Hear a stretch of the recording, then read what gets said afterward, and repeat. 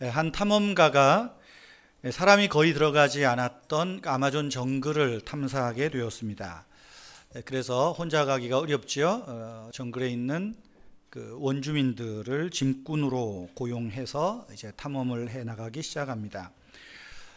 사흘째 되던 날에 어찌된 일인지 그 아마존 원주민에서 고용했던 그 짐꾼들이 인내의 어떤 바닥을 드러낸 것 같아요. 자기들이 지고 메고 이고 가던 운반하던 짐들을 다 내려놓고 짐 옆에 주저앉아서 이동하기를 거부했습니다.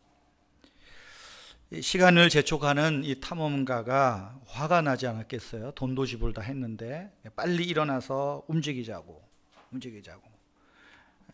꼼짝도 하지 않습니다.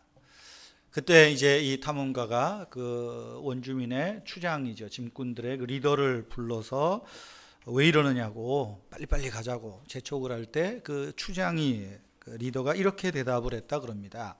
지금 우리들은 우리의 영혼이 몸을 이끌어 줄 때를 기다리고 있습니다. 우리의 몸은 굉장히 지치고 피곤한데 우리의 영혼이 우리의 몸을 이끌어 가기를 기다리고 있는 중이야.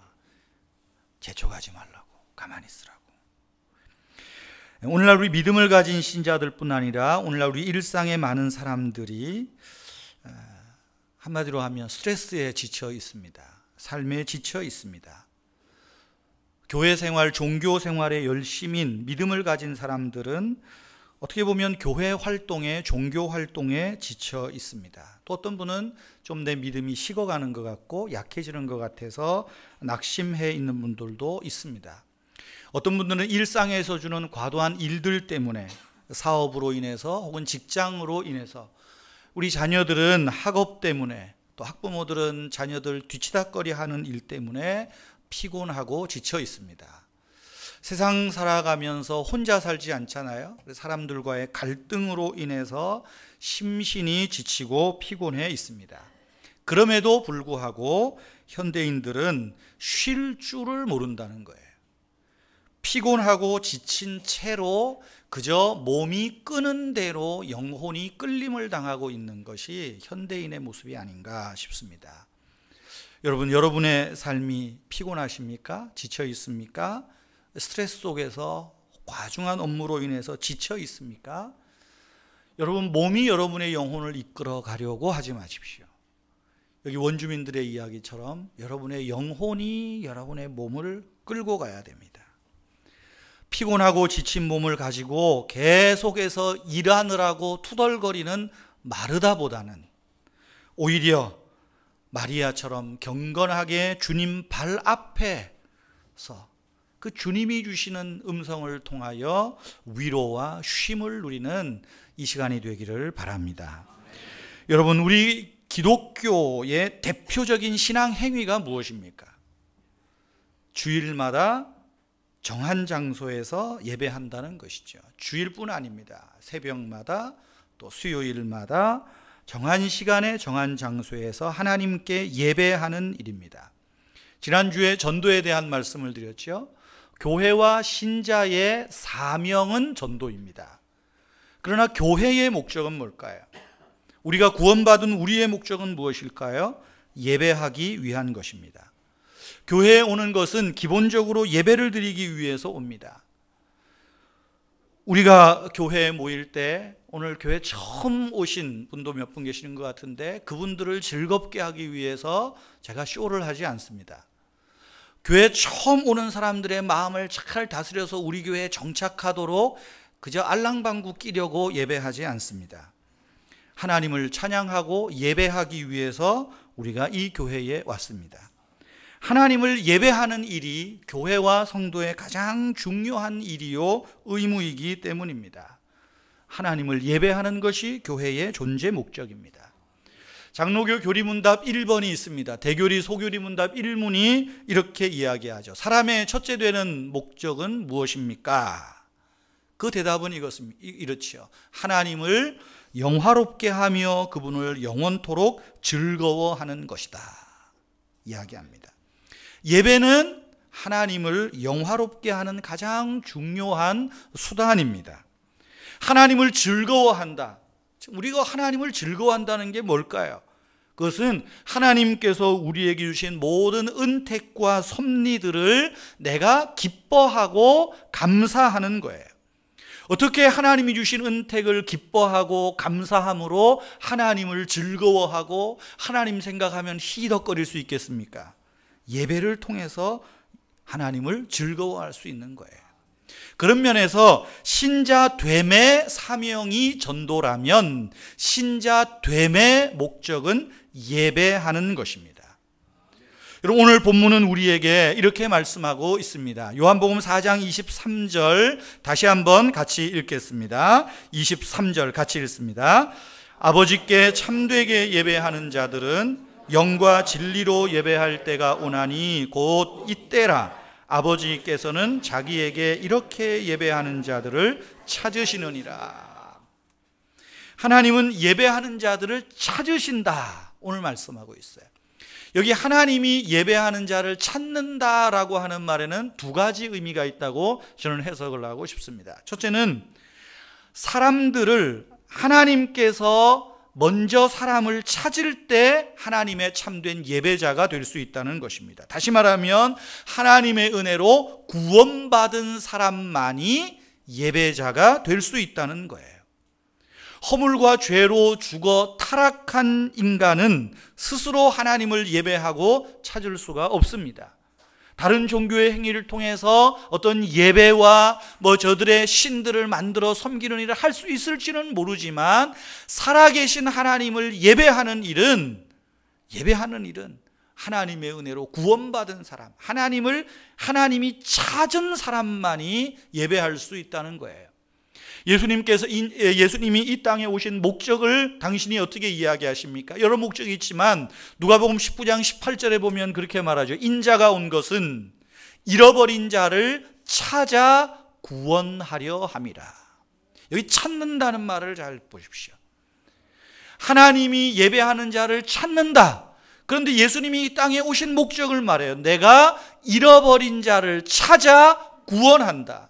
그 잃어버린 자를 찾고 구원하신 목적이 뭡니까? 하나님 앞에 예배하는 자로 세우기 위해서 찾으신다는 거예요. 이 시간에 예배하는 이 자리에 계신 여러분들은 하나님이 찾아주셔서 구원받음으로 하나님을 예배하는 자가 되었음을 믿으시기 바랍니다. 또 하나의 의미는 신실하게 예배하는 자를 찾고 있다는 거예요. 구원받아서 어쩌다가 한번 예배하는 것이 아니라 신실하게 예배하는 자, 좋은 예배자를 하나님이 원하신다는 것입니다. 영과 진리로 신실하게 예배하는 자를 찾아내어서 하나님이 하늘의 복을 내려주시겠다는 약속의 말씀입니다. 그리고 구약을 보십시오. 믿음의 조상이라고 하는 아브라함을 생각해 보세요. 하나님이 아브라함을 찾으셨어요. 그렇죠? 부르셨어요. 왜 부르셨습니까? 하나님 앞에 예배하는 자로 부르셨어요. 하나님이 아브라함을 부르기 전에는 아브라함은 제단을 쌓는 일도 없고 예배하는 일도 없어요. 그러나 하나님이 아브라함을 부르실 때에 아브라함은 비로소 예배하는 자가 되었어요. 하나님이 찾으셨기에. 그러나 한 번 예배로 끝납니까? 아브라함은 그가 장막을 치고 이동하는 곳곳마다, 그가 가는 곳곳마다 그곳에서 제단을 쌓고 여호와의 이름을 불렀다라고 성경은 말하죠. 예배했다는 거예요. 그럴 때 하나님이 어떻게 합니까? 예배하도록 부른 아브라함이 또 하나님 앞에 신실하게 예배할 때에 하나님이 그에게 나타나셨고 주셨던 언약을 확인해 주셨고 하나님께서 축복해 주신 것을 믿으시기 바랍니다. 저와 여러분들도 동일해요. 하나님이 우리를 구원하신 것은 왜 구원했어요? 왜 찾으셨어요? 예배자로 부르시기 위해서. 뿐만 아니라 지금도 하나님 앞에 신실하게 예배함으로 하나님을 더 가까이 만나는 축복이 있기를 바랍니다. 여러분, 하나님을 믿는 저와 여러분에게 예배는 선택의 문제가 아닙니다. 시간 되면 좀 내가 건강하면 선택이 아니에요. 피조물로서 하나님을 찬양하면서 높이는 일, 죄인된 우리가 내 죄를 구속하신 그 구속자의 은혜에 감사하는 일, 자녀로서 아버지를 높이는 일, 종으로서 주인을 경배하는 일은 선택이 아니에요. 필연적인 일이라는 것입니다. 그러므로 예배는 신자들에게 있어서 삶의 핵심입니다. 저는 여러분들이 예배에 성공하는 자들이 되기를 축복합니다. 여러분, 세상의 부귀영화를 다 누려도 예배에 실패하면 하나님 앞에 자랑할 것이 없습니다. 예배에 성공하십시오. 여러분의 인생이 성공할 것입니다. 예배에 성공하십시오. 하나님이 여러분의 삶을 축복하실 것입니다. 예배에 성공하십시오. 세상이 주지 못하는 하나님이 기쁨을 여러분에게 주실 것입니다. 저는 우리 은혜의 교회에 속해 있는 모든 성도님들이 좋은 예배자가 되어서 이 예배를 통하여 하나님 마음에 흡족함을 드리는 여러분들이 되기를 축복합니다. 제가 지난 주일에 이렇게 우리 감사헌금을 드리는 분들이 보면 기도 제목을 쓰기도 하고 감사의 내용들을 해요. 저는 이렇게 어떨 때 보면 참 그 감사의 제목에 감동을 받을 때가 있습니다. 이제 지난 주일 지나고 예배에 대한 이제 두 번째, 여덟 번째 이 주일을 생각하는데 그 감사헌금의 감사 내용이 아주 제 마음을 감동을 주고 또 한편에 부끄러움을 주었던 제목이 있습니다. 기도 제목도 아니에요. 한 주간 어떻게 지냈다 그것도 아닙니다. 건강한 몸으로 주일 예배를 드릴 수 있음을 감사드립니다. 오늘 1부 예배 때 오셨어요. 이동림 형제라고 2부 예배 때 여기 깊이 멀쩡하게 크신 분이죠. 이제 세례받은 지 1년 채 안 됐습니다. 세례받은 지 10년, 20년 된 분들은 주일 예배 드릴 수 있음에 감사합니다. 네, 이렇게 감사헌금 하는 분을 못 봤어요. 주일 예배 드릴 수 있음에 모든 게 다 함축되어 있는 거죠. 저는 참 그 제목을 보면 저 한편에 부끄럽기도 했어요. 야, 나는 금요일, 토요일만 되면 오늘도 설교, 이번 주에 설교 안 하면 안 되나 생각도 하고 이제 머리에 쥐가 슬슬 나는데 야, 그게 아니구나. 주일에 하나님 앞에 예배를 인도할 수 있음에 감사하고 설교할 수 있음에 감사하고 성도들과 함께 예배하는 이 자체가 제가 설교에 죽을 써도 이 자체가 얼마나 감사한 일인가. 참 저 자신이 많이 돌아보고 참 부끄럽게도 참 어떻게 보면 이제 영적으로 말하면 이제 1살도 안 됐어요. 돌잔치도 아직 안 한 분이에요. 귀 있는 자는 들으시기를 바랍니다. 여러분, 예수님은 오늘 본문에서 참된 예배를 드리는데 꼭 필요한 것을 두 가지로 말씀하세요. 하나는 예배의 대상을 확실히 하라는 것입니다. 또 하나는 예배의 본질, 예배의 자세에 관한 거예요. 여러분, 먼저 예배의 대상입니다. 잘 알지요? 우리의 예배의 대상은 누구입니까? 하나님이죠. 저가 예배의 대상이 아닙니다. 여러분들의 어머니 아버지가 예배의 대상이 아닙니다. 하나님이 예배의 대상이에요. 그런데 본문에서는 이 하나님을 어떻게 표현하고 있나요? 23절 다시 보세요. 아버지께 예배하는 자들, 참으로 아버지께 예배라고 말하고 있어요. 예수님 당시의 유대인들은 창조자, 하나님을 창조자, 이스라엘을 만드신 분이라는 의미에서 하나님을 아버지라고 생각했어요.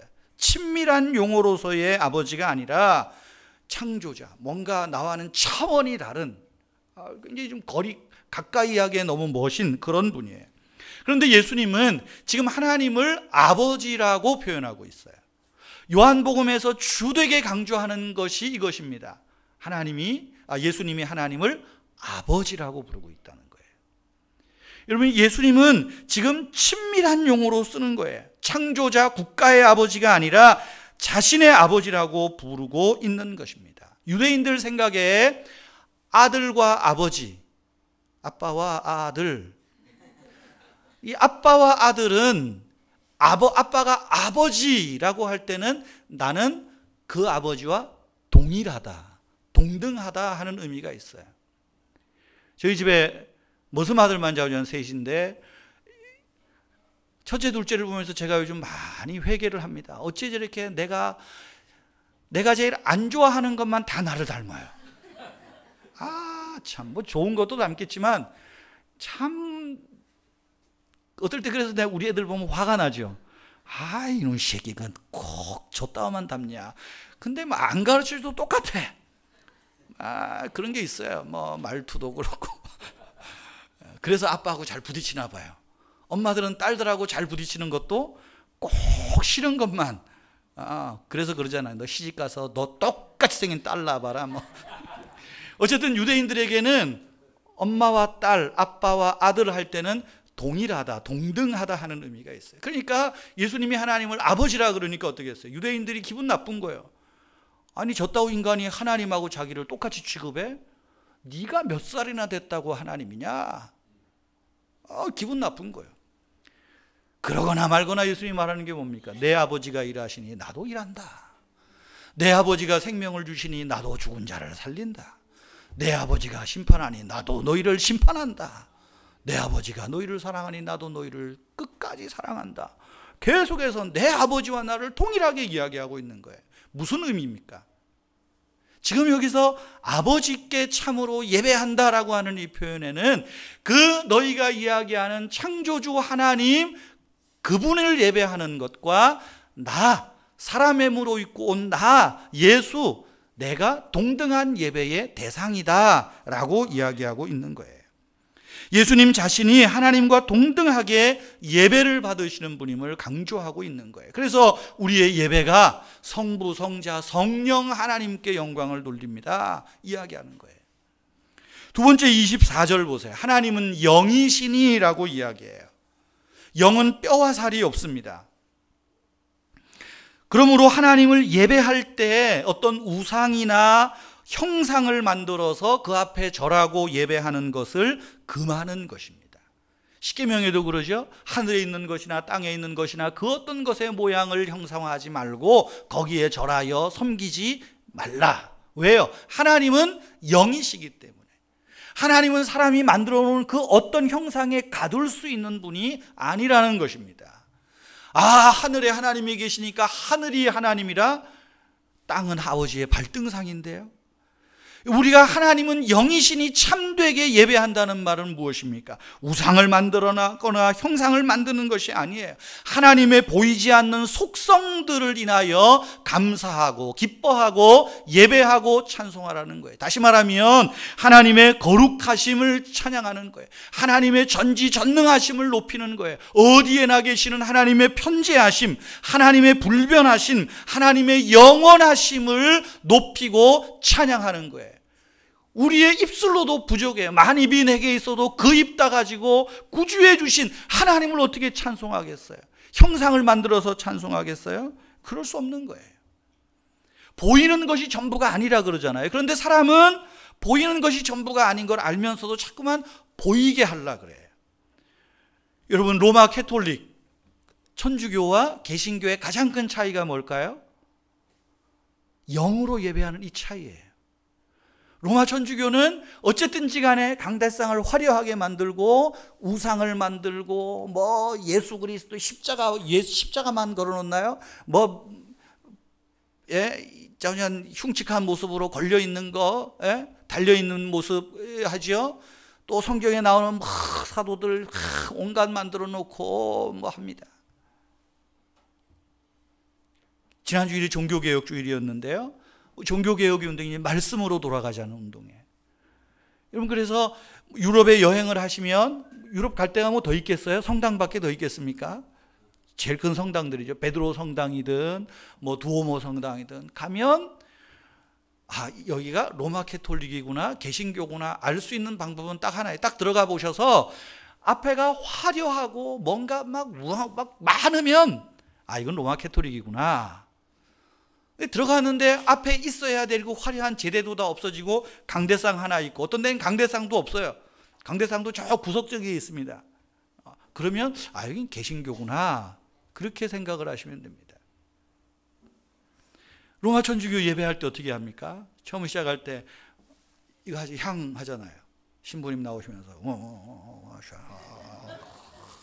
그러면 그 강대상에 앞에 연기가 확 하면 뭔가 좀 신비롭고 영적으로 느끼는가 보죠. 하고 알아듣지도 못하는 설교로 옛날에 라틴어로 설교하고, 그러니까 교인들 다 졸고 앉았고, 라틴어 자기도 모르면서 라틴어로 설교하는 거예요.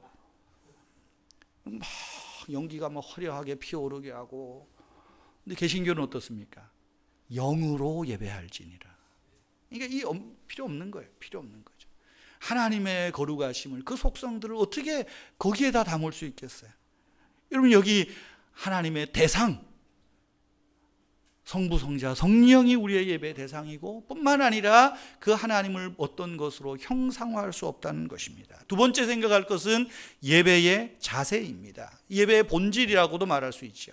24절을 다시 한번 읽겠습니다. 24절 같이 읽습니다. 하나님은 영이시니 예배하는 자가 영과 진리로 예배할지니라. 여기에 영과 진리로란 말이 있어요. 영으로 예배할지니라, 진리로 예배할지니라, 그 말이죠. 여기서 영으로라고 하는 말은 하나님의 삼위 성령을 말하는 것이 아닙니다. 이거는 인간의 영입니다. 다시 말하면 우리의 내면적인 인격, 순수한 마음을 가리키는 거예요. 참된 예배는 마음의 문제입니다. 마음에서 인격을 가지고 예배하라는 거예요. 다윗이 시편 103편 3절에서 이렇게 노래합니다. 내 영혼아 여호와를 송축하라. 예배하라는 말이에요. 내 영혼아 여호와를 송축하라. 내 속에 있는 것들아. 내 속에 있는 것, 내 인격, 내 정성, 내 중심, 내 마음. 성령으로 우리가 어떻게 내가 하나님도 아닌데 어떻게 예배하겠어요? 마음으로 예배한다는 거예요. 그런 면에서 영으로 하나님께 예배한다라고 할 때 기본적인 네 가지가 필요해요. 네 가지 의미가 있어요. 첫째는 영적으로 살아 있어야 한다는 말씀입니다. 아까도 말한 대로 예배는 구원받은 신자들이 하나님께 예배하는 것입니다. 다윗은 시편 80편 18절에서 말해요. 여호와여 우리를 소생하게 하소서. 다시 살려주소서. 우리가 주의 이름을 부르리이다. 죽은 영으로는 예배할 수가 없습니다. 바울도 고린도전서 2장 14절에서 이렇게 말합니다. 육에 속한 사람은 하나님의 성령의 일들을 받지 아니하나니 이는 그것들이 그에게는 어리석게 보이며 또 그는 그것들을 알 수도 없나니 그러한 일은 영적으로라야 분별되느니라. 여러분, 거듭나지 못한 사람들, 구원받지 못한 사람들은 우리가 드리는 예배가 어리석은 거예요. 이 좋은 가을에 단풍 구경 가지 뭐 한다고 우중충하게 앉아가지고 반은 졸고 앉았고, 아이고 인간아. 믿지 않는 사람은 그렇게 봐요. 왜 그래요? 성령의 일을 모르기 때문에 그런 겁니다. 성령의 일을 모르기 때문이에요. 어떤 요즘 이제 너무 이렇게 실용주의, 미국의 실용주의를 너무 쫓아가다 보니까 예배는 재밌어야 된다. 왜? 불신자들이 예배에 와서 은혜를 받아야 된다. 불신자들이 재밌으면 은혜 받아요? 웃기는 소리예요. 예수님이 사마리아 여인과 만나서 이 얘기를 합니다. 예배하는 자는 영과 진리로 예배할지니라. 그러면서 예수님이 제일 먼저 한 게 뭐예요? 네 남편 5을 데려오너라. 죄를 지적하는 거예요. 죄를 지적하는 거예요.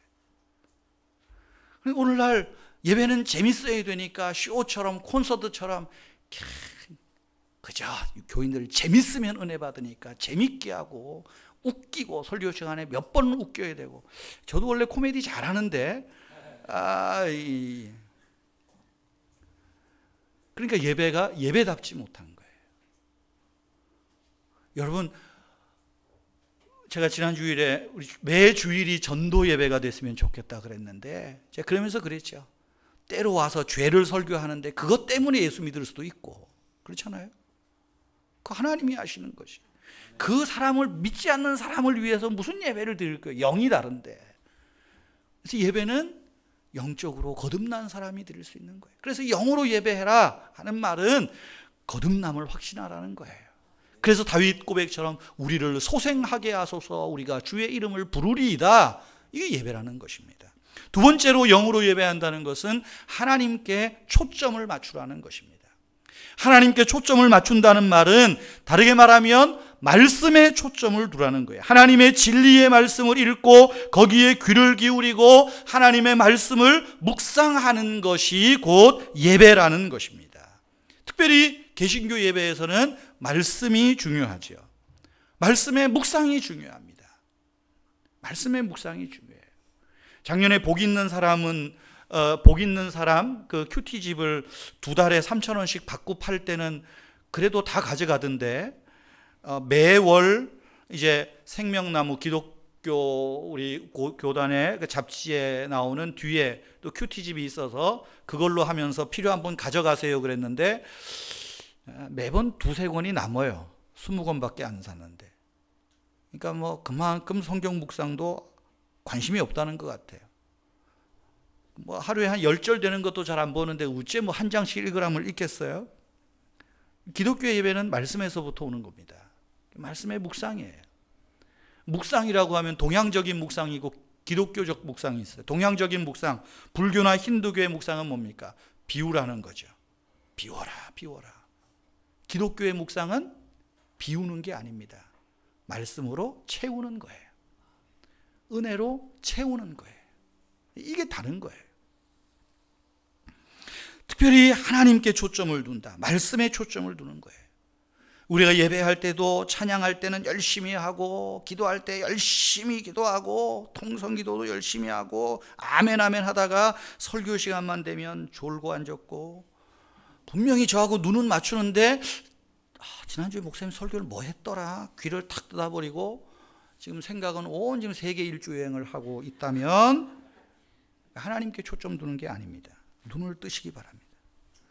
하나님 말씀에 초점을 놓쳐버리면 예배는 얄팍해지고 천박해질 수밖에 없어요. 세 번째로 영으로 예배한다는 말은 마음이 나뉘어지지 않는 걸 이야기하는 것입니다. 마음이 나뉘어지지 않는 거예요. 예배의 사람 다윗은 시편 86편 11절 하반절 이하에서 이렇게 고백합니다. 일심으로 주의 이름으로 경외하게 하소서. 일심, 마음 중심에서 한 마음으로 주의 이름을 예배하게 하소서. 주 나의 하나님이여 내가 전심으로 주를 찬양하리이다 라고 고백하고 있는 거예요.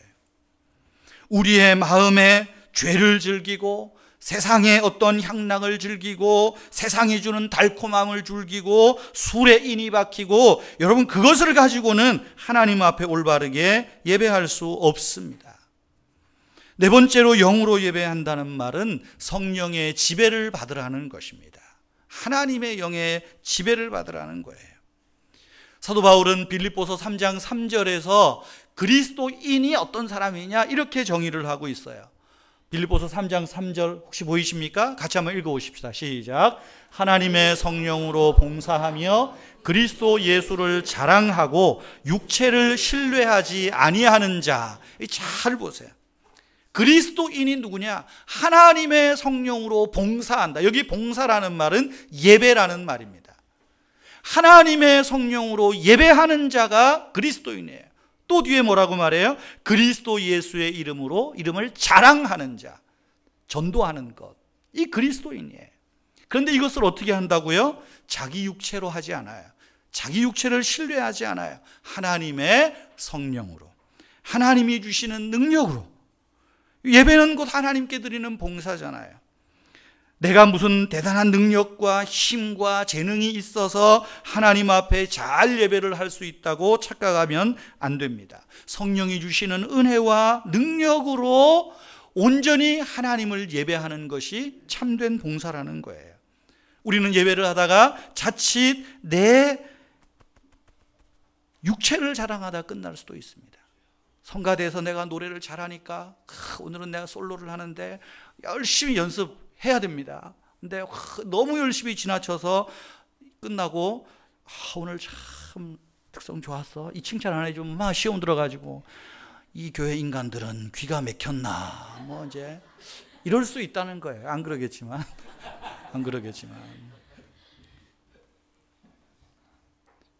여러분, 사도 베드로는 이렇게 이야기하죠. 베드로전서 4장 10절 11절에 보면 각각 은사를 받은 대로 하나님의 여러 가지 은혜를 맡은 선한 청지기 같이 서로 봉사하라.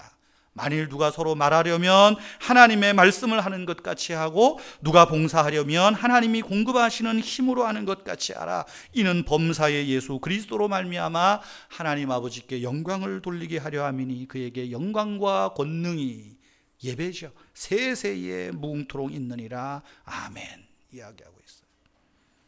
여러분, 제가 설교를 합니다. 오늘 내 설교를 듣고 감동을 많이 받아서 좀 확 뒤집어지면 좋겠다. 그때 내 육체가 사는 거죠.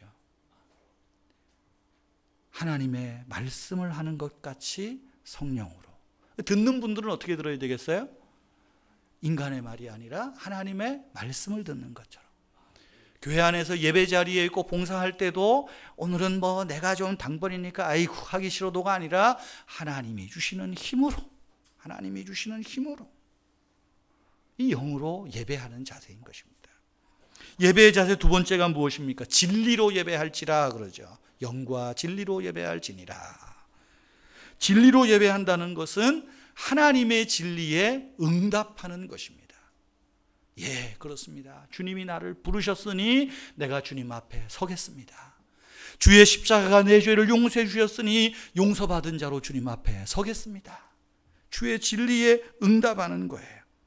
진리의 말씀을 올바르게 해석하고 분별하고 이해하고 그리고 하나님을 기쁘시게 하는 것, 이것이 진리로 예배하는 것입니다. 여러분, 예배가, 우리 교회 예배가 딱딱하다고 여겨지십니까? 왜 이렇게 예배 딱딱해? 그렇다면 예배가 진리로 드려지는 예배라고 믿으십시오. 원래 진리는 딱딱합니다. 재미없습니다. 어디에 갔더니 어느 교회는 예배가 재밌대더라. 그 목사님이 유머도 많고 코미디도 잘하고 뭐 좋은 말도 어디서 그렇게 갖다 끼는지 잘한다더라. 재미있는 예배가 있다고 소문납니까? 그렇다면 혹시 의심해 보셔도 돼요. 그 정말 진리로 예배하는 거 맞나? 의심해 보셔도 돼요. 제가 아까도 말했지만 저도 꽤 웃기려면 잘 웃기거든요. 흉내도 잘 내고. 그럼 뭐 또 아멘까지 갈 건 없고. 여러분, 예배는 쇼가 아닙니다. 요새 학관 예배가 쇼로 가요. 예배는 콘서트가 아닙니다. 그래서 요새 어떤 분이 우리 교회 와서 은혜의 교회는 드럼 없어요. 요새 드럼 없는 교회도 있어요. 우린 드럼이 있는데 저 1층에 있어요. 왜요? 요새 그거 없이 어떻게 교회가 되냐고. 왜 그거 없으면 예배가 안 될까? 콘서트가 아닙니다. 예배는 예수님의 발 아래 앉아서 그분의 음성을 듣는 거예요. 진리에 반응하는 것, 이 예배예요. 그래서 무슨 찬양 경배 이런 데 가보시면 막 손들고 막 진짜 뭐 천국에 있는 것처럼 찬송하다가 설교 시간만 되면 반은 졸고 앉았어요. 이 예배가 아닙니다. 히브리서 10장 22절을 이렇게 말합니다. 한번 보이시면 같이 읽겠습니다. 시작.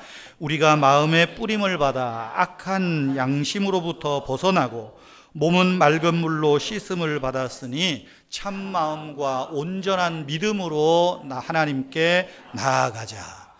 여기에 영과 진리로 예배할지니라가 있지요. 뭡니까? 참 마음과 온전한 믿음으로 하나님께 나아가는 것, 진리에 반응하는 거예요. 이 히브리서 10장 22절에 어떤 진리가 나옵니까? 우리가 마음의 뿌림을 받아 예수 그리스도의 보혈의 뿌림을 받아서 악한 양심으로부터 벗어나고 우리의 죄의 몸이, 육체의 몸이 영의 죄에 쩌드는 것이 맑은 물로 씻음 받았다. 이 씻음 받은 은혜에 대한 응답이 뭐예요? 참 마음과 온전한 믿음으로 하나님께 나아가는 것입니다. 믿음이 없이는 하나님을 기쁘시게 할 수 없다고 말하잖아요.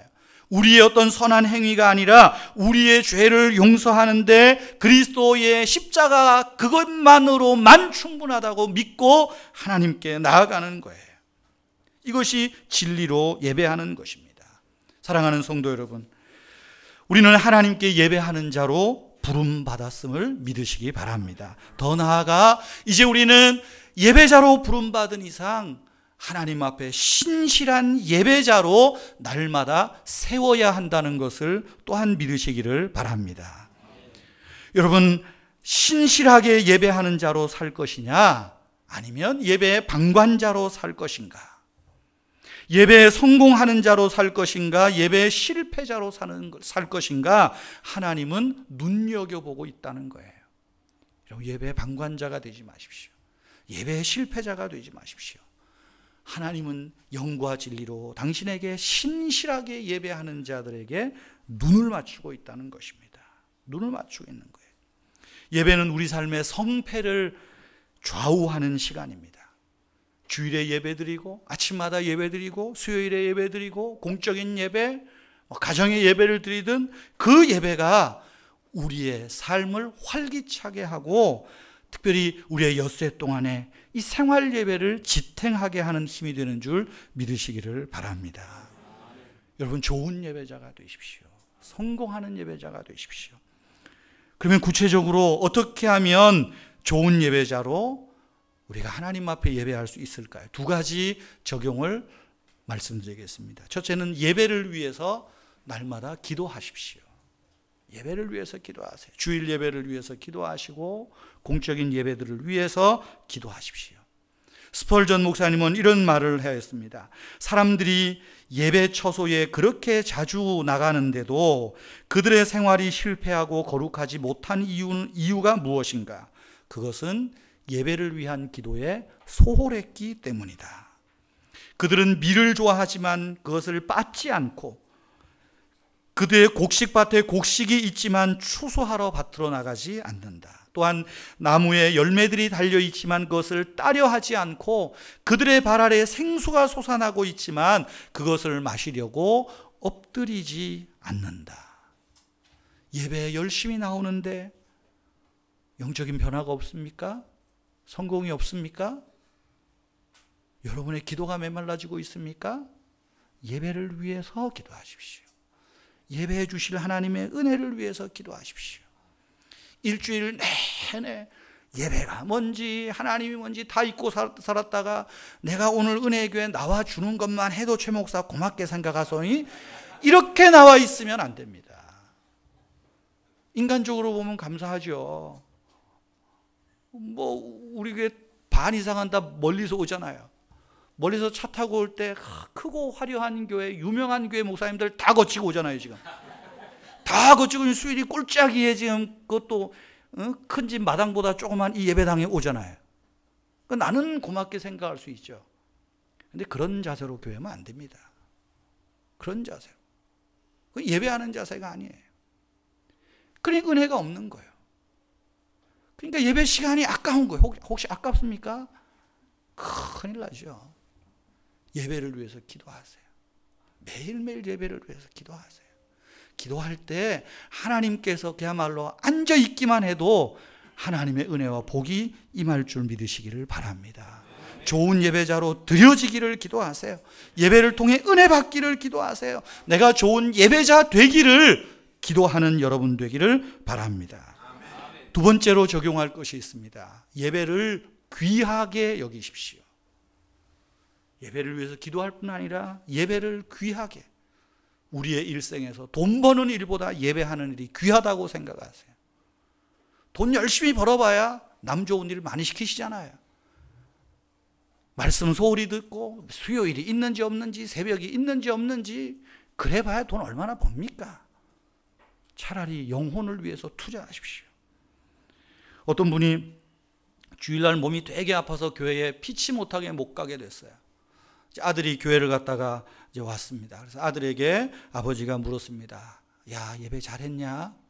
대답이 없어요. 오늘 교회 안 갔어? 갔습니다.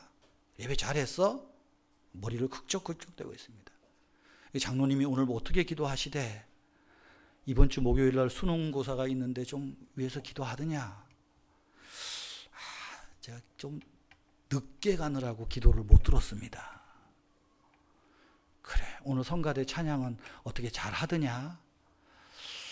뭐 하긴 하는 것 같은데 뭐 강남 스타일보다는 좀 못합디다.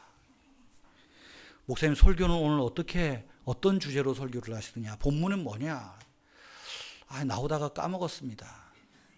설교 내용은 조느라고 못 들었습니다. 아빠가 화가 나가지고 축도는 목사님이 어떻게 하시더냐? 이 축복 기도라도 잘 듣고 와야지. 일찍 나와서 축도도 못 들었습니다. 예배를 소홀히 여기는 사람입니다. 예배를 아주 가치 없게 여기는 사람이에요. 예배를 귀히 여기세요. 예배에 집중하세요. 내가 찬송할 때 소리내서 찬송하세요. 만입이 내게 있어도 그 입 닫아가지고 구주해 주신 은총을 늘 찬송하겠네. 밤낮 불러도 늘 아쉬운 마음뿐일세. 이래야 되는데 오늘은 왜 5절까지 있어? 331장은 왜 이렇게 길어? 찬양이. 혹시 그러지는 않습니까? 회개하시기 바랍니다. 기도할 때 장로님이 기도하시든 집사님이 기도하시든 그 기도가 내 기도라고 생각하고 아멘 아멘 따라가세요. 찬양, 내가 찬양할 때 오늘 얼마나 오늘 설교가 딱 맞잖아요. 이 찬양도 다 잊어먹었죠 지금 뭔지. 아까 찬양하고 오늘 설교가 이렇게 맞아 떨어지나? 그 찬양을 통해서도 은혜 받아야죠. 오늘 남자 한 소리가 좀 삑살이 났는데 이렇게 듣지 말고, 저는 안 들으려 조금 들리니까 지금. 그 얼마나 은혜입니까? 은혜예요. 설교를 들을 때도 마찬가지입니다. 그래서 가급적 눈을 감고 들으시면 안 돼요. 그러면 사탄이 졸게 만들거든요. 눈 뜨시고. 예배 시간도 기억하세요. 오늘 제가 예배 시간 전에 참 힘이 없었습니다. 그냥 뒤에 반이 안 나와 있더라고. 습관적으로 늦는 사람만 늦어요. 그죠? 뒤에 너무 앉지 마세요. 전도서 5장 1절에 가까이 하여 말씀을 듣는 것이 복되도다 그랬거든요. 예로부터 앞자리는 금자리, 뒷자리는 똥자리라 그랬어요. 가까이에서 들으세요. 예배를 귀하게 여기는 거예요. 주일 예배뿐 아닙니다. 수요일도 마찬가지죠. 수요일은 시간 남는 사람만 온다고 생각하지 마세요. 문정동에서도 오고 안산의 사업장에서도 이 수요일 예배 맞춘다고 막 그야말로 쎄빠지게 쫓아오고. 제가 보니까 마음 문제예요. 영의 문제예요. 하나님의 은혜를 사모하고 하나님 앞에 예배를 귀하게 여기느냐의 문제지 시간의 문제 아니에요. 그 시간 일 안 한다고 돈 안 버는 거 아니에요. 핑계 없고 이유 없는 사람 없습니다. 애 때문에 못 나온다. 애 데리고 나오면 되지. 다음 주에 우리 임직식 하지만 장로님, 집사님, 권사님들, 안수집사님 물론 뭐 바빠서 사업상 부득이한 경우가 있어요. 근데 가만히 보면 가만 냅두니까 습관적이라. 습관이라. 이거를 안 하려고 하다가 지금 하는데 시험에 들지 않기를 바라고 예배를 귀하게 여기세요. 예배를 소홀히 여기는 것입니다. 사랑하는 성도 여러분, 예배는 신자의 영적 생활에 예방과 치유의 은혜가 있습니다. 예배를 잘 드릴 때 사탄의 공격과 시험에서 예배가 우리를 지켜줍니다.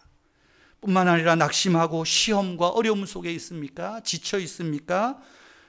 예배를 잘 드릴 때 하나님이 여러분들을 치유해 주실 줄 믿습니다. 예배를 통해 여러분의 영혼이 쉼을 얻고 만족을 얻고 하나님의 치유하심을 경험하는 여러분 되기를 바랍니다. 예배에 성공하십시오. 예배에 성공하십시오.